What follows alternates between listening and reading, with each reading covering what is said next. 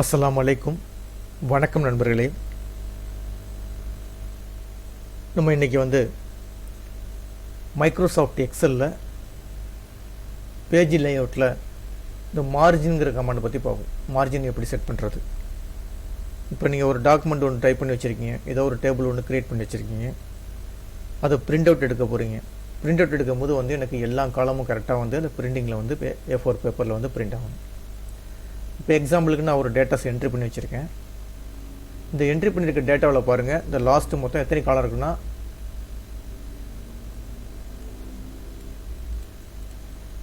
இந்த பாருங்கள் 1 2 3 4 5 6 7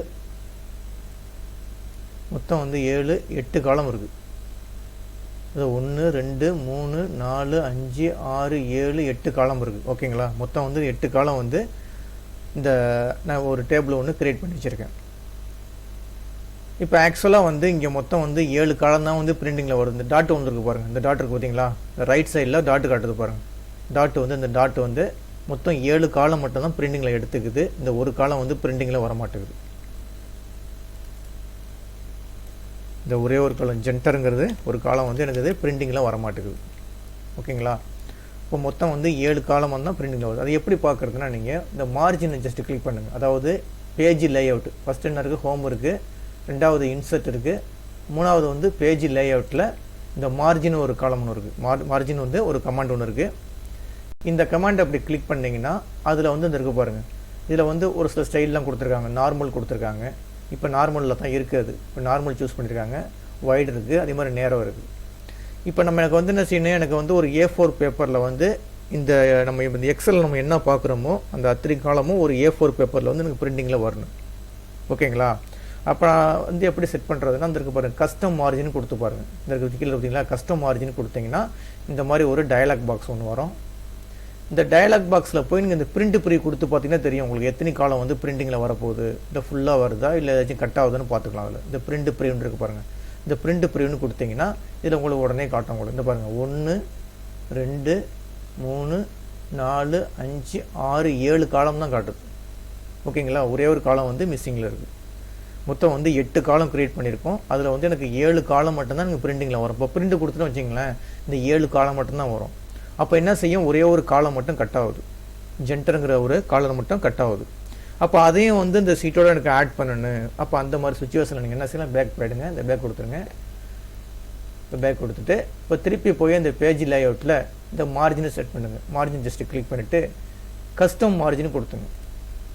custom margin கொடுத்துட்டு இந்த என்ன இதில் இருக்கும், நம்ம இந்த மார்ஜின்ஸில் இருக்கும். இப்போ மார்ஜின் என்னென்னா, இப்போ எக்ஸாம்பிளுக்கு பார்த்தீங்கன்னா, இப்போ நீங்கள் பரீட்சையில் எக்ஸாம்லாம் எழுதுவீங்க. எழுதும் போது பேப்பர் கொடுப்பாங்க, ஒயிட் பேப்பர் கொடுப்பாங்க. கொடுக்கும்போது நீங்கள் left margin, right margin, top margin, bottom margin நீங்கள் என்ன செய்வீங்க, லெஃப்ட் சைட்லேயும் மடிப்பீங்க, அது மாதிரி டாப்லேயும் மடிப்பீங்க. இப்போ பிரிண்டிங்கை பொறுத்த வரைக்கும் என்ன 4 சைடு இருக்குது. ஒன்று லெஃப்ட்டு, ரைட்டு, டாப்பு, பாட்டம் இருக்குது. இந்த மாதிரி மொத்தம் 4 சைடு இருக்குது. அப்போ இந்த 4 சைடுனுடைய அந்த மார்ஜின் அளவை கொஞ்சம் சேஞ்சஸ் பண்ணிங்கன்னா என்ன செய்யும், அந்த இன்னொரு காலமும் அதில் ஃபிட் ஆகிடும். அப்போ அதுக்கு தான் நம்ம என்ன செய்யணும் இருக்குது பாருங்கள். லெஃப்ட் சைடில் எவ்வளோ இருக்குது, 0.7 இருக்குது. அதை அப்படியே குறைச்சிங்க, 0.25 வச்சிங்க, 0.25 வச்சிங்க. அதே மாதிரி ரைட் சைட்லேயும் குறைச்சிங்க, 0.25. ஓகேங்களா? இந்த 2 மட்டும் குறைச்சாவே போதும். நமக்கு என்ன செய்யுது, இப்போ லெஃப்ட்லேயும் ரைட்லேயும் தான் ப்ராப்ளமாக இருக்குது. அப்போ இது மட்டும் குறைச்சா போதும். ஆனால் ஒரு பார்க்குறதுக்கு நீட்டாக இருக்கிறதுனால என்ன செய்ய வேண்டியது, டாப்பையும் அதே மாதிரி குறைச்சிங்க, பார்க்குறதுக்கு கொஞ்சம் நீட்டாக இருக்கும். அப்போ தான் பிரிண்டிங் 0.25. அதே மாதிரி பாட்டத்துலேயும் 0.25 கொடுத்துருங்க. ஓகேங்களா? கொடுத்துட்டு இப்போ இதை ஓகே பண்ணிவிடுங்க. இப்போ என்ன செஞ்சுருக்கோம், லெஃப்ட் மார்ஜினை செட் பண்ணியிருக்கோம். முன்னாடி 0.7 இருந்துச்சு, அது என்ன செஞ்சுருக்கோம், 0.25 கொண்டு வந்திருக்கோம். அதே மாதிரி ரைட் சைடில் 0.25 மாற்றிருக்கோம். அதே மாதிரி பாட்டம், அதே மாதிரி டாப்பு 4ஐயும் மாற்றிட்டோம். மாற்றிட்டு ஓகே கொடுத்தாச்சு. ஓகே கொடுத்தாச்சா? இப்போ இந்த இருக்கு பாருங்கள், இந்த சென்டர் ஆஃப் பேஜின்றில் 2 தூக்கி விட்டுருங்க, தேவையில்ல. இப்போ எனக்கு ஓகே கொடுத்துட்டேன். இப்போ ஓகே கொடுத்து முடிச்சாச்சு. இப்போ ஓகே கொடுத்து முடிச்சுட்டு இப்போ என்ன செஞ்சேன், திருப்பி மார்ஜினை போய் கிளிக் பண்ணுறேன். கஸ்டம் மார்ஜினுக்கு திருப்பி வர்றேன். அதில் போய் எனக்கு பிரிண்ட் ப்ரீ கொடுத்து பார்க்குறேன். கொடுக்கும்போது இப்போ பாருங்கள் 1 2 3 4 5 6 7 8. ஓகேங்களா? அந்த ஜென்டருங்க காலமும் இப்போ இதில் ஒன்றா சேர்ந்துருச்சு. இப்போ மொத்தம் என்ன செஞ்சிருச்சு, 8 காலமும் வந்துருச்சு. அப்போ நீங்கள் ஏதாச்சும் ஒரு டாக்குமெண்ட் கிரியேட் பண்ணியிருக்கீங்க, இல்லை ஒரு டேபிள் ஒன்று கிரியேட் பண்ணியிருக்கீங்க. கிரியேட் பண்ணும்போது லாஸ்ட்டில் கொஞ்சோண்டு ஒரே ஒரு காலமோ இல்லை 2 காலமும் குறையுதுன்னா இந்த மாதிரி என்ன செஞ்சுக்கலாம், நீங்கள் போய் மார்ஜினில் போய் லெஃப்ட்டு ரைட்டு டாப்பு பாட்டம் இந்த மார்ஜின் ஒன்றியாக 0.25 கொடுத்து மாற்றி பார்த்தீங்கன்னா உங்களுக்கு என்ன செஞ்சிடும், ஆட்டோமேட்டிக்காக ஒரு பேஜில் அந்த டேபிளை நீங்கள் கொண்டு வந்துடலாம். ஓகேங்களா.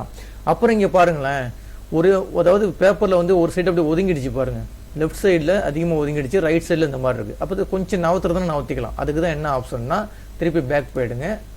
இப்போ எனக்கு இந்த மார்ஜினை போய் கிளிக் பண்ணுங்கள். கிளிக் பண்ணிட்டு கஸ்டம் மார்ஜினை கிளிக் பண்ணிட்டு அதில் இருக்க பாருங்கள் அரிசாண்டல் கொடுத்து கொஞ்சம் நவந்துக்கும். எனக்கு சென்டரில் வேணும், எனக்கு ஒரு பேஜினுடைய சென்டரில் தான் வேணும்னா இந்த வெர்டிக்கலையும் சூஸ் பண்ணுங்கள். தேவைப்பட்டுச்சுன்னா இந்த வந்துருச்சு பாருங்கள், இந்த மாதிரி சென்டரில் வந்துச்சு, இந்த மாதிரி தேவைப்பட்டுச்சுன்னா ஹரிசாண்டல் வெர்டிக்கல் ரெண்டையும் சூஸ் பண்ணிவிட்டு இப்போ பிரிண்ட் ப்ரீ கொடுத்து பாருங்கள். கொடுத்து பார்த்தீங்கன்னா இந்த மாதிரி என்ன செஞ்சிடும், அந்த பிரிண்டிங் வந்துடும். ஓகேங்களா. இப்போ இதில் நீங்கள் வெர்டிக்கலை தூக்கி விட்டிங்கன்னா இந்த டாக்குமெண்ட் என்ன செஞ்சிடும், மேலே போயிடும். இப்போ அதையும் செஞ்சு பார்த்துருவோம். ஏன்னா இப்படி இருந்தால் நல்லா இருக்காது பார்க்குறதுக்கு. ஒரு பேஜில் உடைய பாட்டத்தில் நம்ம சென்டரில் பார்க்குறது நல்லா இருக்காது. எனக்கு டாப்பில் தான் அந்த இடத்துல தான் வேணும்னு செஞ்சலாம். நீங்கள் திருப்பி பேக் போயிடுங்க. பேக் போயிட்டு மார்ஜினை கிளிக் பண்ணிவிட்டு கஸ்டம் மார்ஜின் சூஸ் பண்ணிவிட்டு அதில் போய் இந்த வெர்டிக்கலை தூக்கி விட்டுருங்க. தூக்கி விட்டுட்டு இப்போ பிரிண்ட் ப்ரீ கொடுத்து பாருங்கள். இப்போ ஓரளவு பார்க்குறதுக்கு கொஞ்சம் நீட்டாக இருக்கும். ஓகேங்களா. இந்த மாதிரி என்ன செஞ்சுக்கலாம், நீங்கள் பிரிண்ட் அவுட் பண்ணிக்கலாம். இப்போ ஜஸ்ட் இங்கே போய் பிரிண்ட்னு கொடுத்தீங்கன்னா ஆட்டோமேட்டிக்காக நீங்கள் என்ன நீங்கள் இங்கே இந்த இடத்துல பார்க்குறீங்களோ, இந்த பேப்பரில் பார்க்குறீங்களோ அது அப்படியே என்ன செஞ்சிடும், பிரிண்டிங்கில் வந்துடும். ஓகேங்களா. இந்த எக்ஸலில் வந்து இந்த மார்ஜின்ங்கிற கமாண்டை வந்து ஒர்க் அவுட் பண்ணி பாருங்கள். இந்த வீடியோ கிளிப்பு பிடிச்சிருந்துச்சுன்னா சப்ஸ்கிரைப் பட்டனை கிளிக் பண்ணி என்னை என்கரேஜ் பண்ணுங்கள். ரொம்ப நன்றிங்க.